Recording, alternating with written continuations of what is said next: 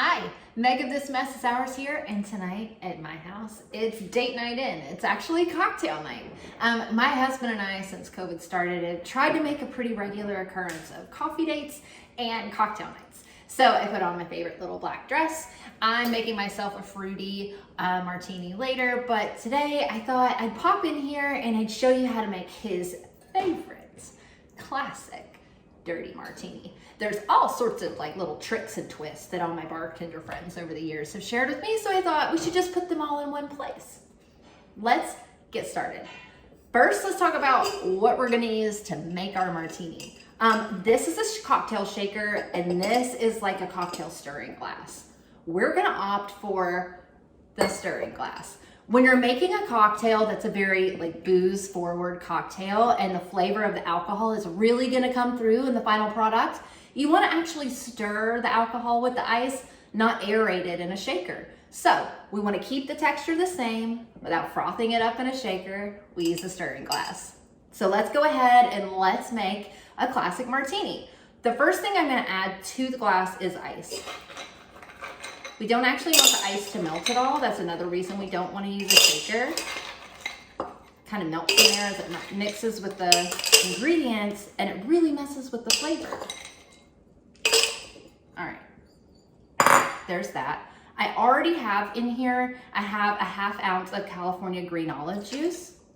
That is my husband's absolute favorite, just straight out of the can. We're gonna go with 2.5 ounces of a really good quality vodka. We like Tito's vodka, not an ad, just the truth.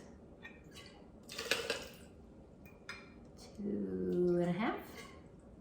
I mean, when I say these are boozy, these are boozy. Okay, so my husband likes a martini with vermouth. If you didn't want one with vermouth, you would order a dry martini, but he likes them with vermouth, so we add in a 1/2 ounce. Right there. The key to this cocktail is just stirring. So you can use like a long bar spoon or something like this little cool little glass rod. Give it a stir. And then have you ever seen one of these strainers? This is what it's for. See all the bartenders using them? I mean, isn't that beautiful? It's just nice, crystal clear. The color didn't change at all. Now, if you used like a brinier juice from the olives, like a black olive juice, it would change the color, but this one's pretty clear, and it's perfect for my husband. Perfectly chilled, epic, dirty martini, just the way he likes it, with 3 olives, stirred, not shaken. Have a great date night.